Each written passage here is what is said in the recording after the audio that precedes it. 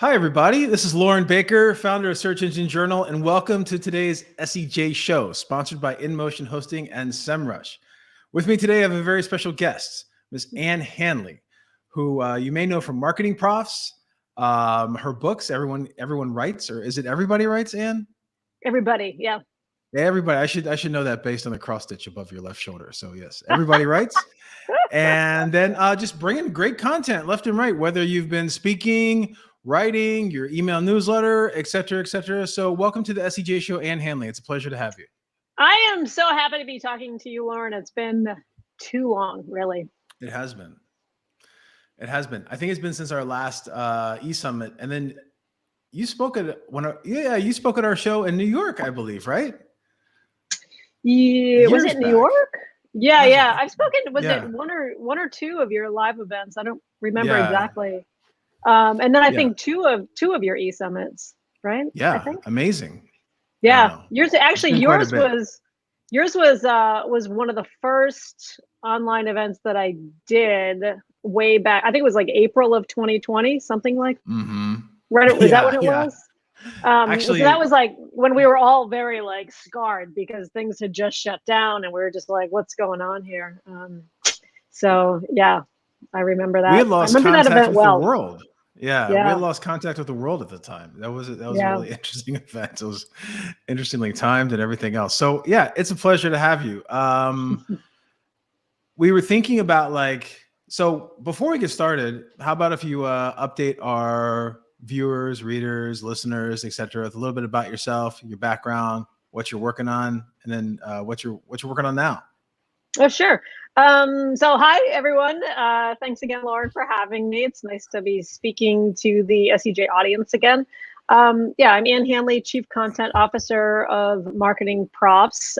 My biggest claim to fame is that I believe I am the world's first Chief Content Officer. I chose that title for me when I was the co-founder of ClickZ back in the day.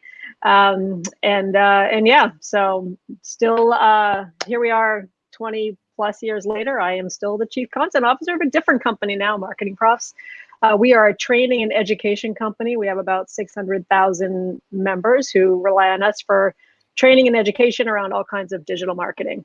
I am also the author, as Lauren said, of Everybody's Your Go-To Guide to Creating Ridiculously Good Content. I am the co-author of a book called Content Rules. I do a lot of speaking. I do a lot of writing. I publish a fortnightly newsletter, which means that it comes out every 2 weeks, every other Sunday. And let's see, what else? What am I working on now? Right now I'm working on this conversation with you, but I know you mean more broadly. So what am I working on? Second edition of Everybody Writes, actually. Nice. So that'll be out at some point this year, assuming that I can complete my slog through the rewrite. It's hard. I've never rewritten a book before to come out with a second edition. So yeah, it's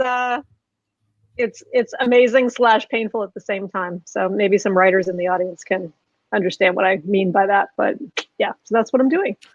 So this is the second time this week someone has mentioned that either to me that something that they do is fortnightly, right? And the first thing that comes in my mind, someone else brought it up, like what? Because the first thing that comes in my mind then is Fortnite, wrecking noobs, watching out for the storm, all of that. So just to clear up, this is not a newsletter around the Fortnite game. Correct? No, that's true. No, but the reason why I say fortnightly is that some people would say that every other week is bi-weekly, but bi-weekly can mean twice a week, or it can mean every other week.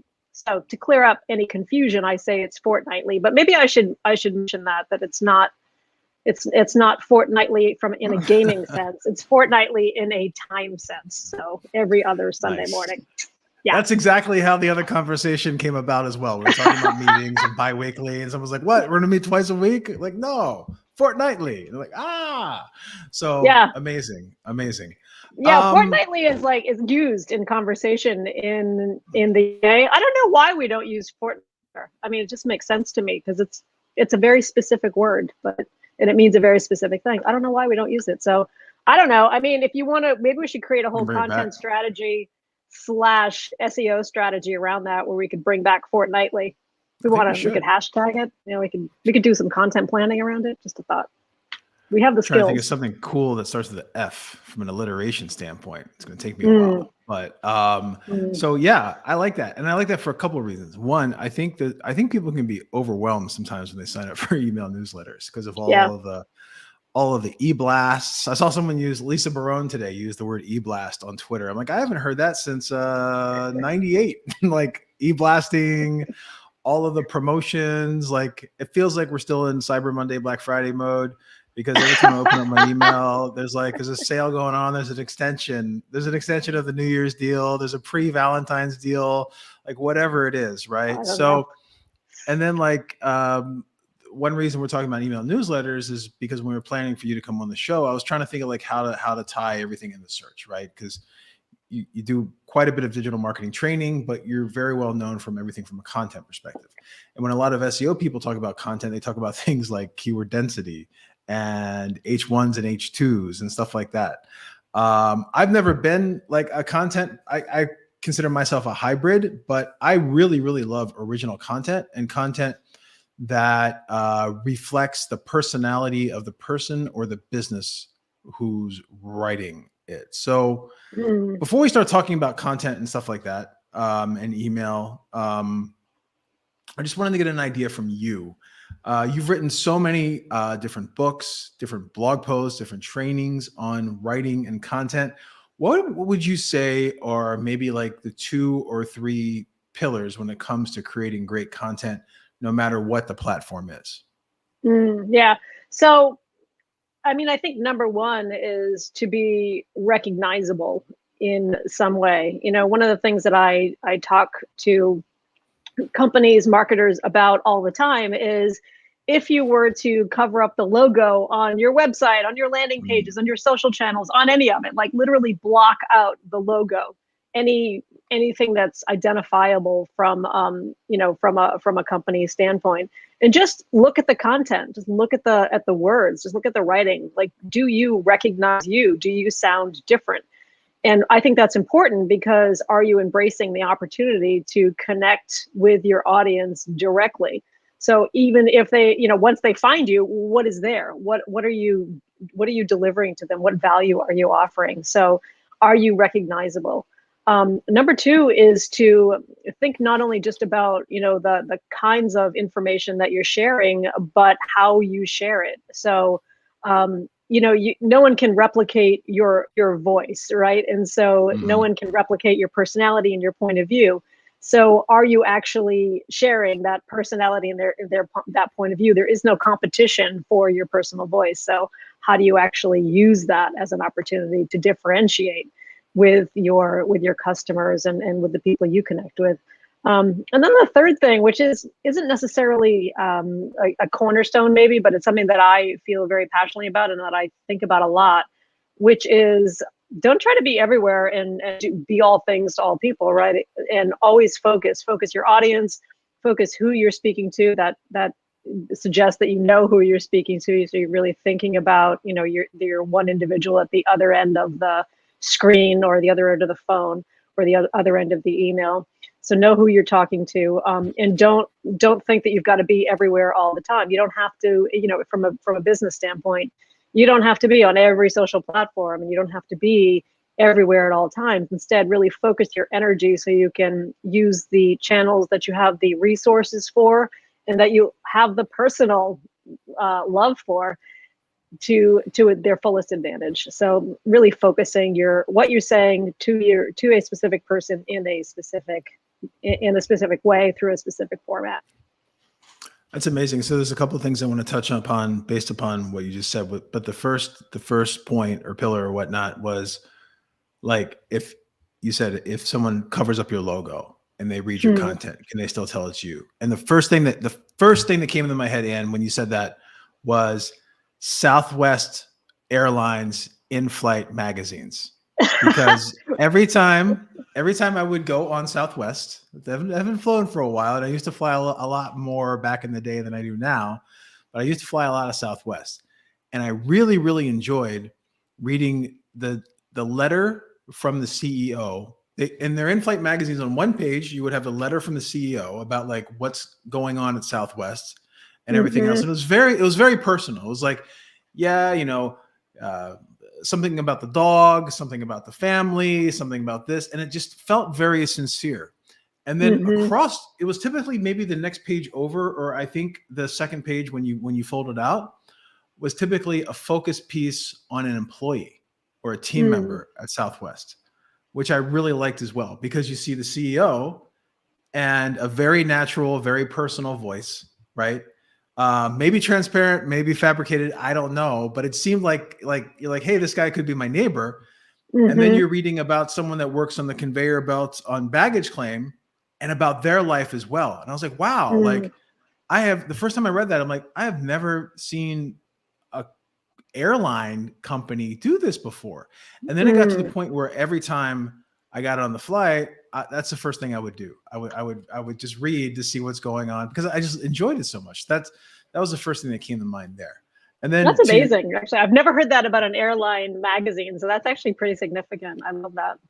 Yeah, check it out sometime. Next time, I think they have a new CEO now, but next time you're on Southwest, or maybe there's not to derail you, but fun fact, I started my career, one of my very first jobs was to be a writer for those airline magazines. And so it warms my heart on a few levels to hear you tell that story. Yeah. For the in-flight magazine, or a writer for Sky Mall? Which one? No. Sky Mall. Oh, TBT. They used, oh, geez, I miss Sky Mall. No, for the in-flight magazines. I wrote for United for a while, and for, what was the other one I wrote for? It was just before they were acquired by American Airlines. But anyway, yeah. So airline magazines, big focus. Nice. They paid really well back in the day. So that's good. It was important. Hey, talk about capturing someone's attention, right? Yes. You're sitting there for 3 hours before there was TVs on the flight or whatever. You really had nothing else to do. And then the second point that you brought up, I guess within your third point, was writing for the person. So one question I have is, how important is it to set up like avatars or personalities that you're writing to at the end of the day?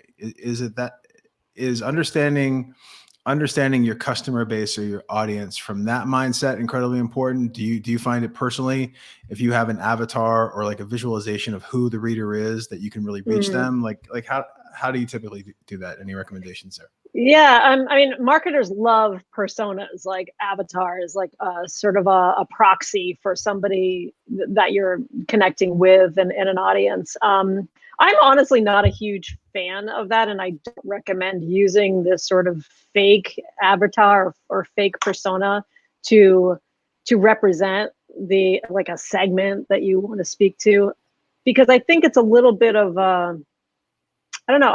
I don't think we need to do that. Instead, I think it's much more valuable to think about one person, like an actual person who you know, or you've spoken to, or you've connected with on social media.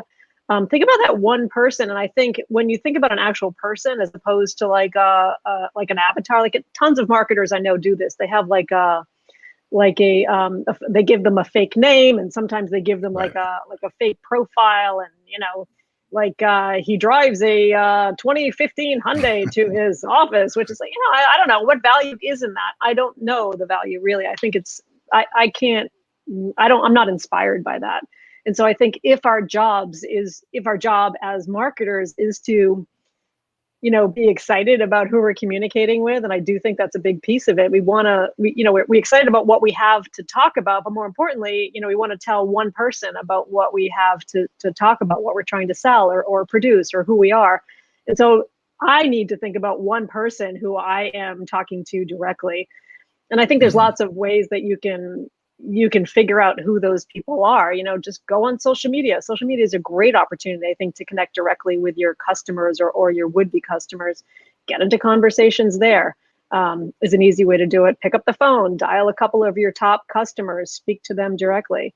In my own email newsletter, if you were to sign up for my email newsletter, the process that it takes you to is when you put in your email address, I invite you to then write to me directly and say, what do you hope to learn here? Like, hey, thank you for signing up. Basically, how did you find me, and what do you hope to learn here?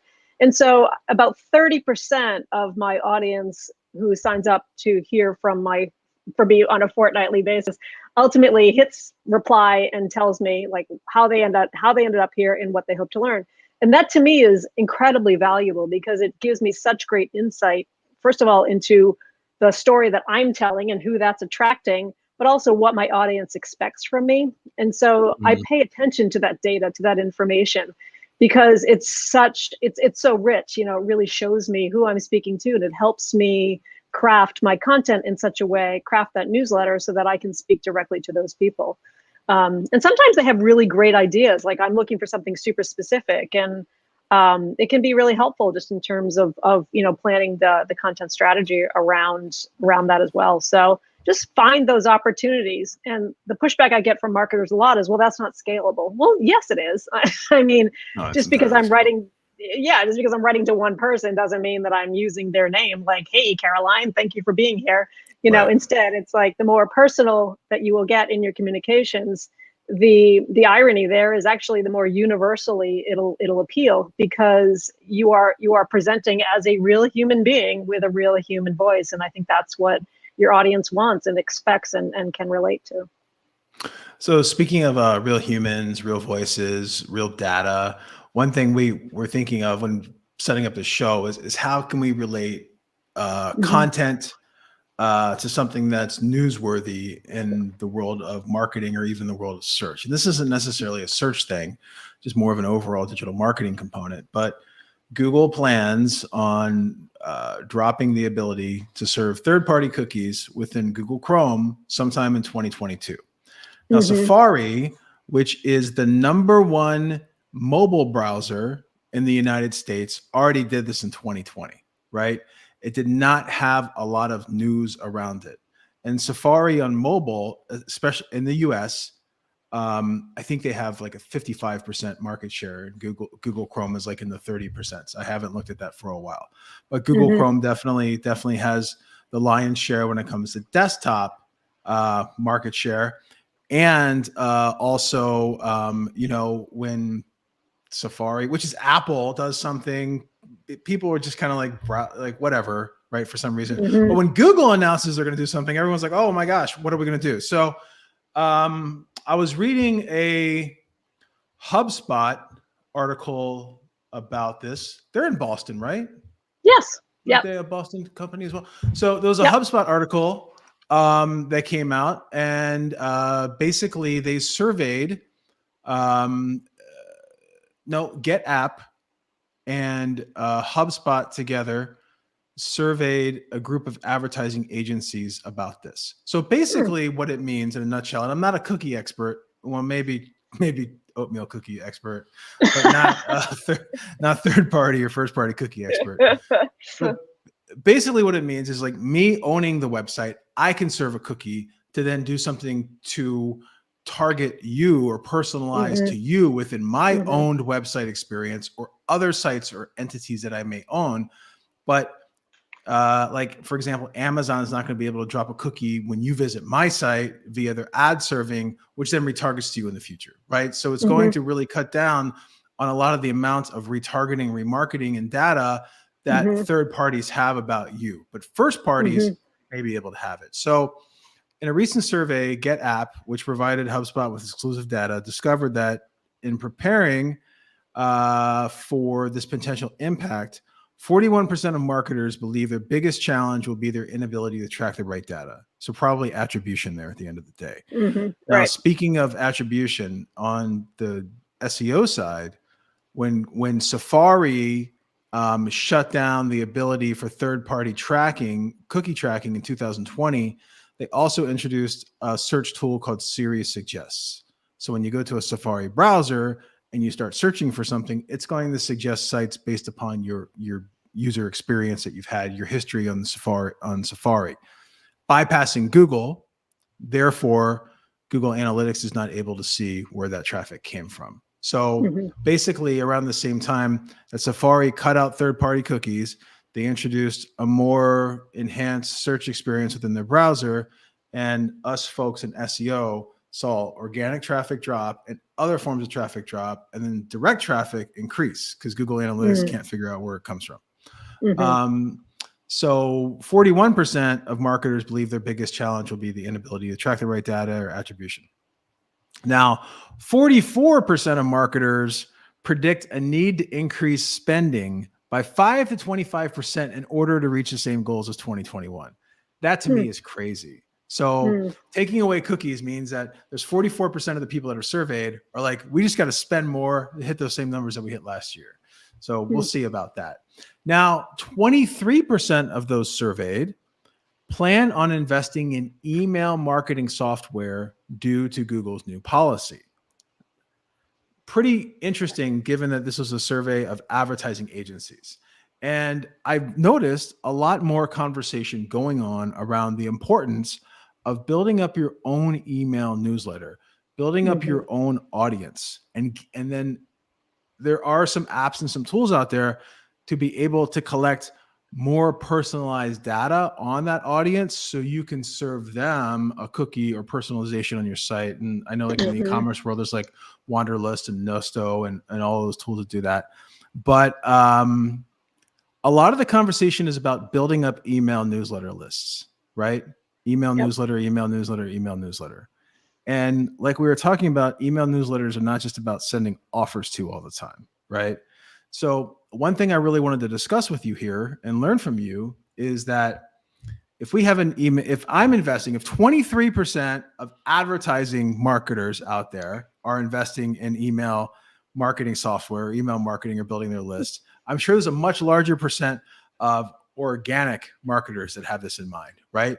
So my big question is, how does one add value to that list? Because we all know that a number is nothing, right? People will come, they'll drop, et cetera, et cetera. I'm sure there's maybe people out there trying to buy email lists, trying to do co-registration, surprise people through that. But if someone's going to naturally build up an email newsletter, first, how can they start besides only sending it fortnightly?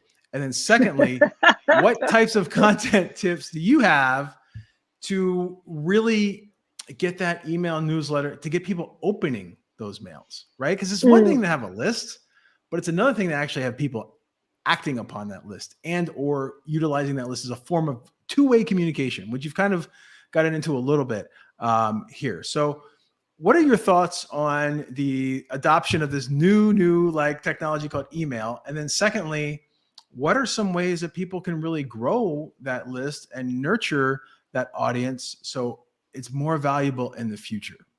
Yeah. I mean, first of all, I think it's amazing that was it 23% you said of advertising agencies are looking to, build their own list. That's phenomenal. Yeah, it's funny. It's like, email is new again, isn't it? It's, I built my first company, ClickZ, on the email list. And when we sold that company, we had 50,000 subscribers. And we thought, wow, that was in 2000. And we thought, that's enormous. Like, we'll never be able to that's just, it seemed like mind blowing. And that's, it's a good size list now, but kind of mid-sized based on some of the numbers that we see. So yeah, interesting how it's brand new again. So yeah, to get to your question though, how do you actually think about your email list? I mean, I think what I would do is differentiate between email marketing, which can be offer-based, which is, we have a 20% off pre-Valentine's Day sale or something like that. It's a very specific offer, as opposed to an email newsletter, which in my mind, the strength there is the ability to use it as a nurturing tool. And part of the reason why I believe so strongly in email, and whether this is a post-cookie world or not, I believe so strongly in email because it's such a tremendous opportunity to connect directly with one person in one inbox at one time. And we've known that for a very long time. Yet when I speak to marketers, throughout the world, really, and even actually in our own content marketing survey, when we surveyed marketers this year, and we asked them, how many of you have an email newsletter? And it was like 94% of marketers, raised their hand metaphorically and said, yes, we have an email newsletter. And when I speak to actual rooms full of marketers, I'll ask them, well, how many of you have email newsletters? And keep your hand raised if you're actually proud of your email newsletter. And, you sort of see these like the hands, just going down, right? Because they know it could be so much better. And so I think it's incumbent on all of us to rethink that email newsletter as a nurturing opportunity. The problem is that we're using it like email marketing. Like we think we need to sell, sell, sell. And I don't think we want to. I mean, there's nothing wrong with selling, but I think that think about your goal. The goal is to nurture this long-term engagement, to build not just a sale, not just to make a sale, but also to engender trust. And so when I look at that cookie, the sort of the idea of a post-cookie world, and when I look more holistically at what's going on in digital marketing, I actually think that we have an opportunity to not think about the death of cookies like it's actually a death, and like in some ways it is because we're losing that access to bits of third-party data, but actually to reframe it as an opportunity to really reboot our customer relationships. And so that's how I think about cookies, and I think an email newsletter is a perfect vehicle for doing that. And what does that mean to reboot? Let's use email newsletter as a proxy for all of our customer relationships. It's incorporating some of the things that we've talked about already, having a very personal and personalized approach using data, but also thinking about the voice that you're communicating with. Number one. I'm a big fan of email newsletters having what I would call like a host or an MC. Even if you are a big, massive brand, you can have one person building a relationship with your audience. And the pushback I get from big brands a lot is, well, yeah, but we're going to make a star out of this person and then they're going to leave. And then what happens to all of that, that credibility and all that relationship we built? Well, I wouldn't worry about it so much because they're an MC or a host. They're not the company. And you still own the email list. And for that, I think I talked about this when I spoke to your audience last year, I guess at this point. But like the New York Times completely retooled how they think about delivering the morning news. Now their morning newsletter doesn't come from the New York Times. It comes from David Leonhardt, who is one person who works at the New York Times. Now, why would the New York Times do that? The super strong brand, why would they need to do that? It's because they realize that they need to give their brand a face in a person. And so they have David, that email comes in the morning from David Leonhardt. And I love that. I think it's a great indication of the things we're talking about here. So giving somebody a person to connect with at your brand is another way that I think you can engender that trust and build that credibility with your audience and grow your list. So yeah, I think it starts with providing value, really understanding who you're speaking to, what they need from you, how you fit into their lives, and then making sure that newsletter that you're publishing every other week or every week or every day, I don't think it matters, whatever cadence you can manage and still provide value. Make sure that you're really delivering on that value every single day, every single time you publish. I mean, it's funny because a lot of what you bring up in terms of the reluctance to develop a personality or whatever is the same arguments that I know that I get and a lot of SEOs deal with when we're discussing the concept of Google and Eats, expertise, authoritative, trustworthiness, right? So like we'll go to like a publication or a company that has a blog and say, you know what, maybe the blog author should not be the name of the company. Like maybe the blog author should be like an executive or the founder or the CEO or like the people that are actually doing the work that you're talking about. Yeah. And the kickback I always get is like, yeah, but what happens if that person leaves? We've invested all this time into them. Exactly. And then it's just like, it's like the Verizon example, like the guy, like, can you hear me yet or whatever? I can't remember what his tagline was, but his non-compete ran out. So he started doing commercials for, I think, T-Mobile, right? So it's just like, everyone's upset about that at the end of the day, but you can't treat your entire workforce like, I'm not going to shine a light on you because you may leave at some time or another. Empowering, like the ability to empower is actually a growth ability, right? So that fear is kind of interesting. And we deal with that a lot in the world of search because Google wants to see basically, or people want to see who is writing this, who's behind the curtain, right? Yeah. Yeah. And in a post-COVID world, I think it's really important, right? Because I think one of the things that happens or that has happened post-COVID is that, for the first time in the history of forever, we've all been dealt the same set of challenges. We're all working out of our home offices. We're all trying to figure out how to transform digitally. We're all trying to connect with customers and learn how to use these tools in a different way, in a more robust way. And I think one of the things that's come out of that is the need from people like you and me and anybody who represents a brand or a company to really show their face. One of the things I talk to executives about all the time is turn the camera around, show yourself, show people who you're speaking to. And I think that's even more critical, in a post-COVID world where we do need to show our humanity a little bit more, because there's just, we're all dealing with the same set of issues from a business standpoint. What are some just case studies that you can think of companies that have kind of turned around their public persona by doing that? Are there any that come to mind? I think at the beginning of the pandemic, Marriott did a really great job with this, where, hospitality very hard hit by shutdowns early on in the pandemic. And I think they did a really good job of humanizing a very difficult decision that they had to make, which was to shut down a lot of the hotels and furlough a lot of their employees.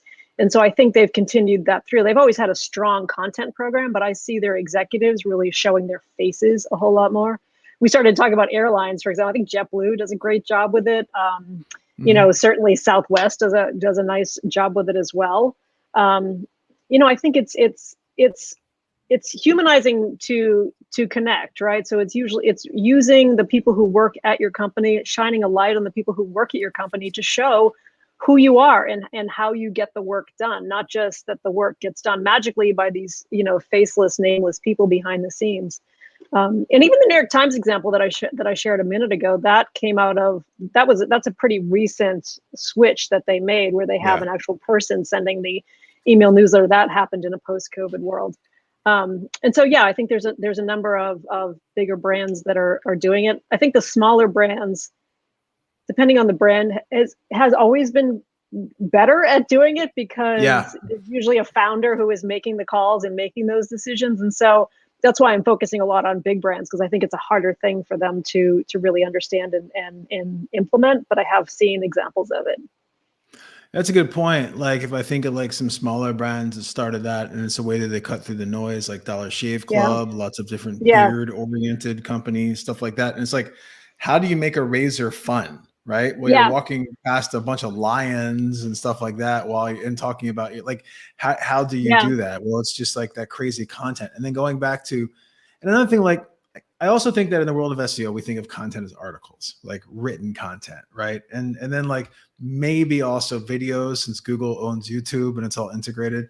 But I think of content as being everything from the way that you set up a page for readability and scannability, to obviously the words that you utilize. So when you're talking about, when you use JetBlue as an example, my family and I were planning on going to New York during the holidays, but that plan stopped because of everything that was going on in New York at the time.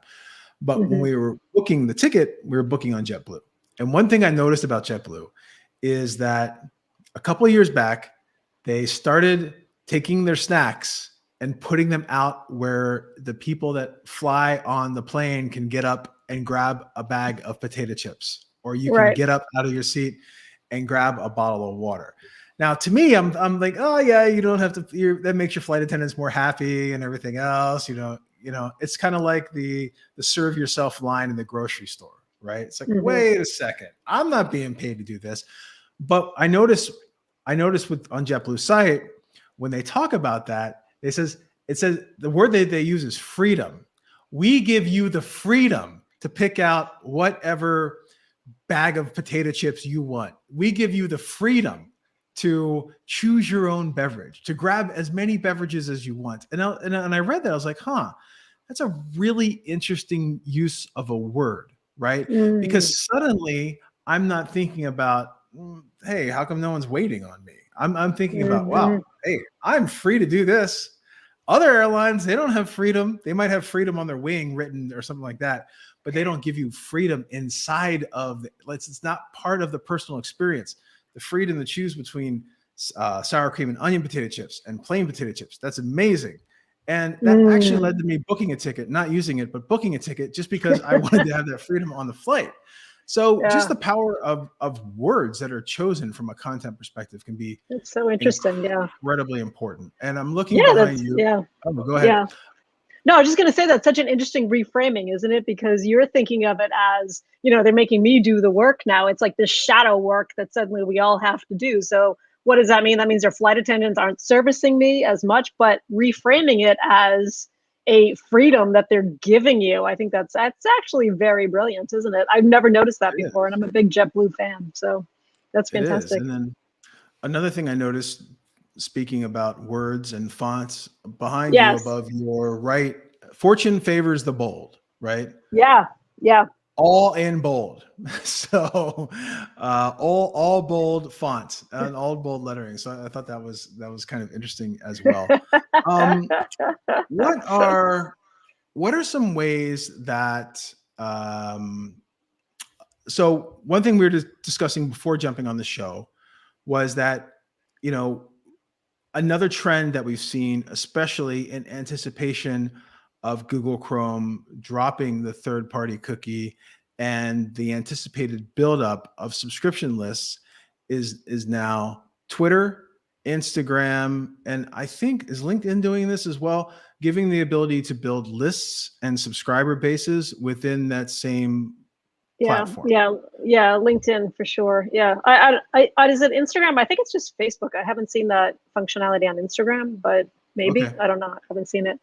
So the ability to it's a little funny though, because yes, you can build a list within those platforms, but as far as I know, and I should look into this a little bit more, but as far as I know, the platform still owns that list, I think. I don't know. Can you port it over? I'm not sure. Maybe Lauren. I'm not sure that. I'm not sure either. I'll have to look into that. Or maybe if someone knows it's viewing right now, you can chime in. So and there's also like Substack and some of the other newsletter tools out there. I think with Substack, you should be able to. Substack. For sure. Yeah. Most of the other email platforms you can. I mean, that's actually a benefit of an email newsletter, right? Is that I publish my email newsletter through Aweber, and should I decide that I'm going to leave Aweber and go to another provider, that's my list, right? I take it with me, and so, but I don't believe that that's true of social channels as well, unless something's changed. All I know is that when I log into LinkedIn, I think right now I have like 42 invitations to subscribe to LinkedIn newsletters through various people, some who I know and some I do not know. So yeah, it seems like that a lot of people are leaning pretty hard into that opportunity to be able to distribute within LinkedIn. And maybe that's enough, but in my mind, I would much rather use that as an opportunity to own that connection, to own that list myself, versus letting LinkedIn you have it and host it. So I don't know. That's just how I think about it.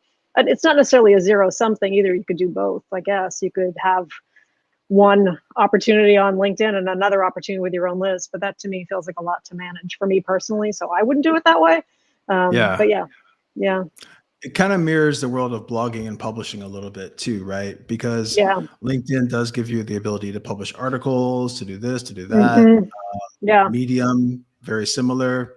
Yeah. But if you publish it, it's on LinkedIn. It's not on your own site. And it goes back to the old digital sharecropping analogy that Brian Clark would always use. Like, don't put all of your eggs into one or two or all of the social media channels. You need to have an owned, centralized hub at the end of the day that hosts all your content that then you can then distribute to all of these platforms and channels and mediums and everything else too, right? So same thing.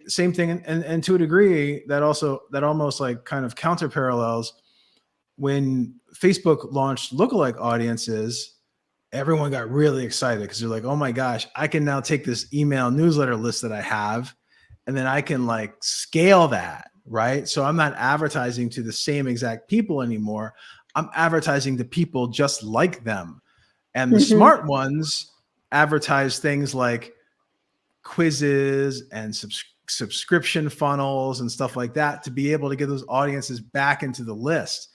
But it seems like it's kind of the opposite thing is happening there. So one question I have for you going back to email newsletters is, in addition to Facebook lookalike audiences or specific audience targeting, and in addition to nurturing your newsletter list or sending out email marketing offers for like pre-Valentine's Day deals on coffee mugs, what are some other ways that email newsletter lists can be utilized for either more personalization or more new marketing channels and efforts, especially with the demise of third-party data cookies? So so is your question like, how do you grow the list? No, what more can you utilize it for? Like, sure, there's growing the list, but are there any other opportunities to be able to take the data within that list, kind of like you do within Facebook advertising, and basically scale that audience for other efforts?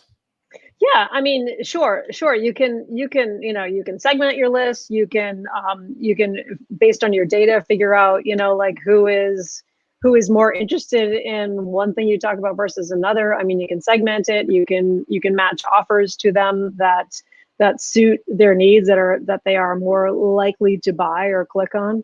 I mean, I think your email list is a rich opportunity to truly understand your audience and to increase that that connection that they have with you. So yeah, I mean, I think there's lots of ways that you can think about that list, and how do you actually segment it? How do you actually use it to speak directly to one subset of it that may be interested in one offer versus another?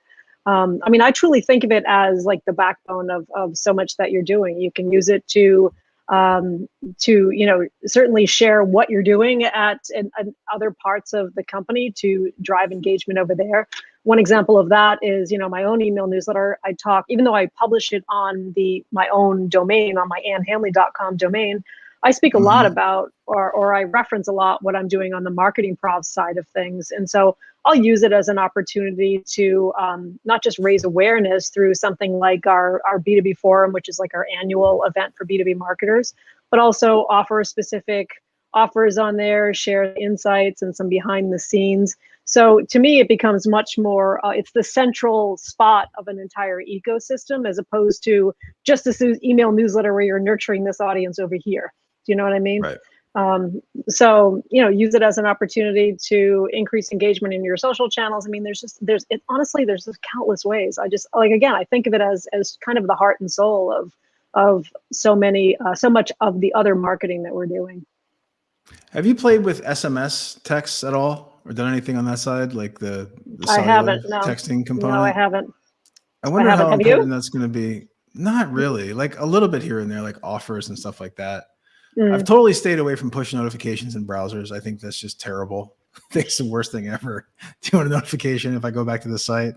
Yes, no. And then they always switch up the buttons. Like, I'm so used to hitting the yes or the no on the left side or the right side that I've hit yes so many times. I get like notifications from these magazines. I'm like, wow, how'd that ever happen? Oh my God. The other day, I went to a site I've never been to before, and it was around the holidays, and I was looking for a gift for somebody anyway, it doesn't matter. But the bottom line is I'd never been to this website before, and holy wow, I was just harassed within an inch of my life. And I barely had walked in the virtual door, so to speak, metaphorically, I just walked into this store, right? First time ever. And it was like, a little chat bot pops up on the side. It's like, hey, it looks like it's your first time here. Can I help you? Can I have your email address in case we get disconnected? And then when I go to close that, somehow the browser thought that I was going to exit from the site. And so, wait, before you go, I get a pop up. And I was like, I wasn't going to leave. I was just trying to get rid of that guy over there. then there were opportunities to sign up for this and sign up for that and download this ebook. And I'm not even kidding. I counted 7 offers just on this homepage within the first 60 seconds. That is insane to me. Like, that's like, I was like, wow. Like, and I don't know, like sometimes when I'm faced with these situations, I think about the marketer behind this website.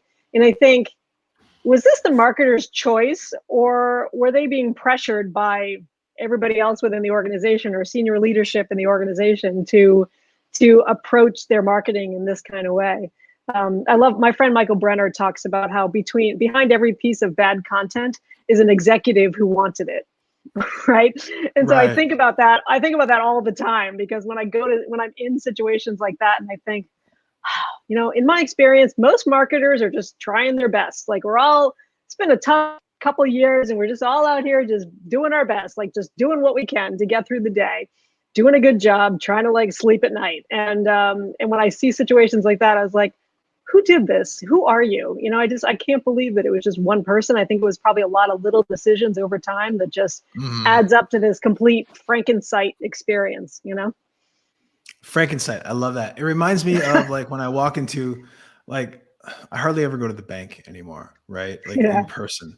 But like when I walk in there now, it used to be I go in the bank, I talk to the teller who I've known forever. Hey, how's it going? I see he's a Cowboys fan. Cowboys are terrible this year. Yeah. Before the holidays, I drop off like some chocolates or something. Now I walk in there and oh my gosh, it's like, oh, you qualify for this, you qualify for that. Can we sit down and talk to you about this, talk to you about that? And it's like, I came in here to do one thing, right? Yeah. And I want to leave. And you're making me not want to work with you at all. And it's the same thing. It's funny because it's the same thing when I go to the store, right? I go shopping, you know, every once in a while in the real world, and I walk into a store to buy some jeans, and I know where the jeans are and everything else. And the person comes up, oh, you know, can I help you with this? Can I help you with that? Do you want to join our list? And it's like, I get to the point where I get so frustrated and I don't want to be mean, right? Because it's just, I know it's just some kid working retail. And I'm just like, all right, I'm good. I'm out. And I'd rather shop online half the time and get it delivered to the store, delivered to home than to deal with that. But if you're doing that online as well, right? Like, I wonder how many people hit the back button, or maybe probably hit the back button 10 times with all the pop-ups and did not purchase because of the benefit that someone thought they were bringing by stacking all of those obtrusive offers over and over and over again. Like, at the end of the day, are you losing, right? And it goes back to the whole nurturing thing you were discussing. If I'm a well-educated, well-nurtured individual because I've been on the list and I've been reading all of this great content and I've been downloading the ebooks and I've been reading posts about, you know, I don't know what kind of jeans to wear, whatever it may be, I haven't gone out of the house for 2 years. What do I wear to a cocktail party? I don't know. I haven't seen anyone wearing a suit forever. So the point is that, like, I think sometimes there's an overcompensation for the short-term win. Exactly. Yes. As opposed to playing the long game. And I think that playing the long game is what we can definitely do from a content perspective. Yeah, 100%. Yeah, I would agree with that. I also think it's you know, it kind of goes back to what we were talking about a minute ago in a post-cookieless world, right? So there's some anxiety, I think, that is causing that. So it's like, oh, we've got to get them while they're here. We've got to get them when they're in the store, right when they land on the web page. And what if, you know, instead of approaching your marketing with this level of anxiety, what if you just backed off a little bit and thought, you know what, I'm gonna trust that we've been valuable enough of a resource to this customer, this prospect, that he or she or they are going to ultimately engage with us and will ultimately buy from us. And so I think if we've done our jobs right from a content and from an SEO standpoint, then ultimately it will pay off in the long term. And I think sometimes the reason that short-term thinking happens is because we have this anxiety around it. And sometimes that's because of how marketers are measured. Marketers are very often measured with short-term metrics. So I think, again, it becomes a senior leadership issue where we need to change those metrics so that we are measured with a longer term view. Speaking of, we've talked about online content quite a bit. And let's get out of cookies. We only have a couple minutes left, but you are surrounded by offline content, like behind you, but Right besides here. the Yeah. yes, besides I guess the picture, or is that cross stitch with everybody writes, or does it just look like cross stitch? No, it's actually it's do you know the Marketunist? Do you know our Yes. friend? Yeah. Yeah. She was at Content Marketing World once. Uh Maybe it's a she. During Clark's, one of Clark's break-off presentations, was doing like almost like, remember Commander Mark back in the day No, on PBS? He no. had a drawing show, and he would like draw one little thing, and by the end of the show it would zoom out and there'd be a whole entire board with a story, right? So Oh, is the okay. marketunist the person that does the same thing at No, shows, like no, as someone's talking? Okay. no. I'm completely That's off then. cool. Yeah, no, you are, Lauren, but it's okay. It's interesting. No, the Marketunist is Tom Fishburne. Tom Ah. writes or creates a weekly newsletter, but also draws a bunch of cartoons that reflect the state of marketing in any given year.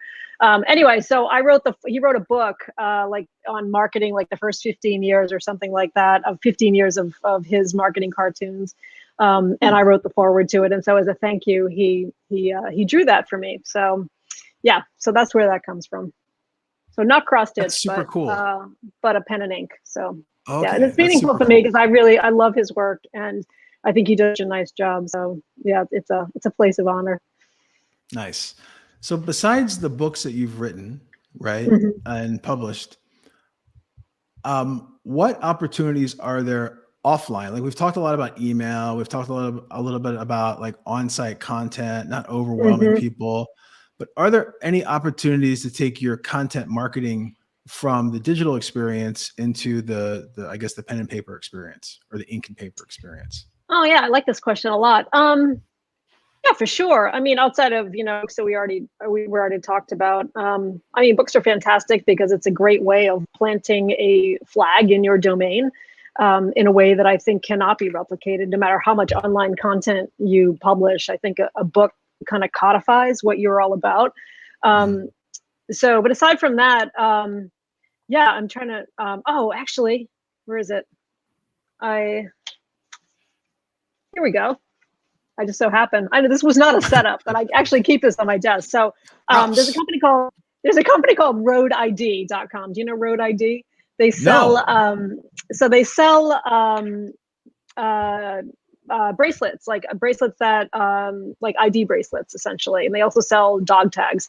I adopted a new dog a year ago, and so search for like, because he's a pandemic puppy and I'm a helicopter mom about this puppy anyway, not around my kids, but around this puppy. Hmm. And I wanted like the absolute best dog tag for him. And so I ended up purchasing a dog tag from Road ID because that's one of the things that they sell. It's a great company story. Like their website is fantastic. They tell the story about how it was started by a father and a son. After the son he went out for a jog on the side of the road. He was hit by a car. He was like lying in a ditch, didn't know where he was, that kind of thing. So they came up with this idea for ID booklets that you would wear when you're out, like, running or riding your bike or skiing or any of those things. So that God forbid should anything happen to you. And so the dog tag thing, when it arrived, I loved the experience that they put around this, and it was essentially through content. So the dog tag that they sent me came with this card. I don't know if you can see it, but Oh yeah. it's a card, and it came from Nanette, is her name right there. You can see, and that's her photo of her as a child. And it says, like, raised in Conway, Pennsylvania, pets. They say what kind of pet she has. She has a Labrador Retriever. Its name is Trouble. Her favorite color is green. Her first concert was Journey. Favorite flavor of popsicle is orange. Anyway, sort of all this information. And on the back is this, this kind of handwritten note, and it's like, "Hi, like, I hope your new gear empowers you to do more of what you love." Now, this is not an actual, like, you can sort of tell it's a really, really nice Printed. Hmm. print, right? But it's like, it's definitely printed, but still, like, it was a lovely experience, right? So one of the things that she says down here, or one of the things that's printed on the card is, it says down here, Nanette does good work, huh? Drop her a line, let her know she could use a good pen pal like you. And there's her address, Nanette@roadid.com. And so, Lauren, because I am the kind of like marketing nerd who needs to like figure out, is this actually Right. is this actually a real person? So I wrote to Nanette and I was like, hey, Nanette, like you do good work. And I absolutely love this card. And so yeah, dropped her a line.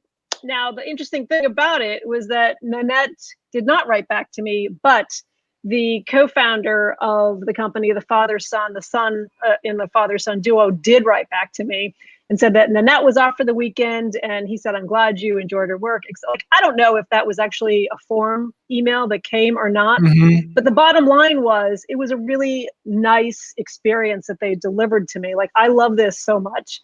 It's a printed card, super scalable, right? And then connected that to, you know, they already have my email address, but what they're doing is like, I'm taking the extra step and reaching out once again to this company. And so, yeah, my dog grows up a little bit. I need a bigger dog tag. And what company do you think I went back to purchase a dog tag from again? Plus, I tell all my friends about it. It's, exactly. And so, I don't know. I feel like I'm personally responsible for at least several $100s of dog tags being sold by Road ID to not only me, but friends of mine. And yeah, it's just, I think it's a really nice example of print content in a personalized way that has an actual employee behind it. We were talking about that today. It delivers an experience, which I think is only deepening my connection to the company. And that is very much on brand, but then, you know, also then brings it back to an online environment. And by the way, that the co-founder invited me to sign up for their email newsletter, which of course I did. Yeah. Nice. There's a couple of things I love about that, because first of all, it's like, even though it is printed, who takes the time to even print a handwritten letter anymore? Yeah. Or think about that, Right. And then also, like, I think that as digital marketers, we live within our own domain so much, right? And we're always thinking digital. But the fact that was included in packaging, right? So everyone now, right, buys, like, I have either the Amazon trucks, UPS trucks, or FedEx just going up the street all day. I sit in my office and I watch them all day. I'm that nosy neighbor. And it's crazy. And I know we get multiple boxes and packages left and right all the time. Now, some of those boxes and packages, you open it up and there's nothing, right? You open it up, there's like maybe some styrofoam peanuts, maybe some old newspaper, and then whatever you're getting. But the companies that invest in content marketing through packaging, that are like Trader Joe's and their pamphlet that they put out on an ongoing basis is one example I love. I get that in the mail. I don't know. I read it. There's probably a higher chance I'm going to go buy some potato chips or something at Trader Joe's, or just like packaging in general. And it also makes me want to open that email when it comes through, right? Because I feel like I have a personal connection. I'm like, oh my God, if I don't open this, Trader Joe is going to get so upset. Or if I unsubscribe to this email, Trader Joe is going to, I'm really going to let down Trader Joe. I can't do that. So I have to keep it going. And I really feel that way half the time. Like I would be like, hey, look, I'd rather put an email like in a folder than unsubscribe, because I don't want someone getting that and being sad. And that's just the way I am. But if I can get in front of that person when they're offline, right? Because how much time out of the day do we spend online, right? Like 8 hours, 4 hours if we're lucky, maybe more, maybe 12 with devices and everything. But if we can get our marketing message and our branding and our content out there when people are away from their devices as well, and build more of an intimate relationship and trust factor that way, all the better. So that's a great example. Yeah, right. Yeah, my friend Dan Genghis wrote a book about customer experience, and one of the things that he said, I just heard him speak this week actually, and one of the things that he said that really stuck with me was that he said there's no such thing as an offline experience. And what does that mean? It means that like when I get something like this, which is very much offline, like my immediate response is yes, heck yes, Nanette, I'm going to email you. I also shared this on my Instagram story, right? Because I was like, this is fantastic, right? So shared an example of it on there. So there is no such thing as an offline experience because everything that happens, we are transferring back online as almost as quickly as it's happening offline. So yeah, 100% agree.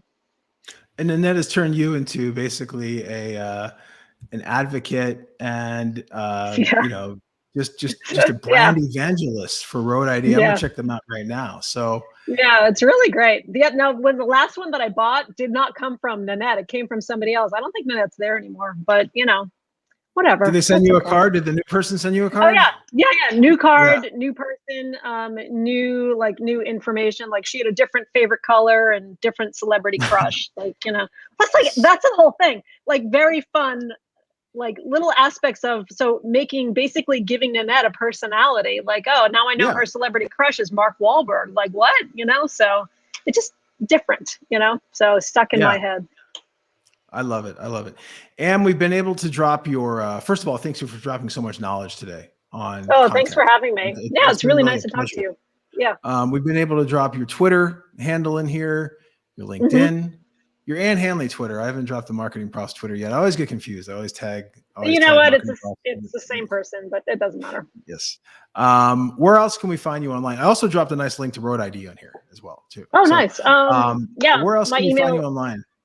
AnnHandley.com is my personal account. MarketingProfs is my training education company. That's our account or our site. If you want to sign up for my email newsletter, it's annhandley.com/newsletter. I will not overwhelm you because as we talked about, it's every other week, every fortnight. So so let me see where else. Yep, that's basically it. So that's where you can find me. You can find me on Instagram at Ann Handley. What else? That's about it. I'm not on Facebook. So, well, I am, but I never go there. Okay. Awesome. Yeah. Well, again, it's been a pleasure. It was great connecting and everything else. Really appreciate you taking the time out of your day, especially this late on a Friday. And thank you for everyone that tuned in as well. So we're going to be doing a recap of today's podcast on SEJ. The video will be made available on YouTube, Facebook, LinkedIn, etc. And for those of you who are listening, thanks again for listening. Be sure to rate us on Apple or Google or Spotify or wherever you are. There are your glasses, Ann. You look great. So, I know. Yeah, thank you. Thanks. So it's really been a pleasure. Thank you so much again for dropping in today. And thank you to everyone that tuned in to learn more about in the impending doom of more opportunity around getting rid of third-party cookies, how you can make your owned or I guess internal lists more educated, brand loyal, and just really communicate to people at the end of the day through your own content marketing. So thanks again, Ann. Thanks again, everybody that tuned in. It's been a pleasure and have a great weekend. Thanks for having me. Bye. Thank you for joining us this week on the Search Engine Journal Show. If you liked this episode, subscribe to our channel for so much more and click the notification bell so you don't miss a thing.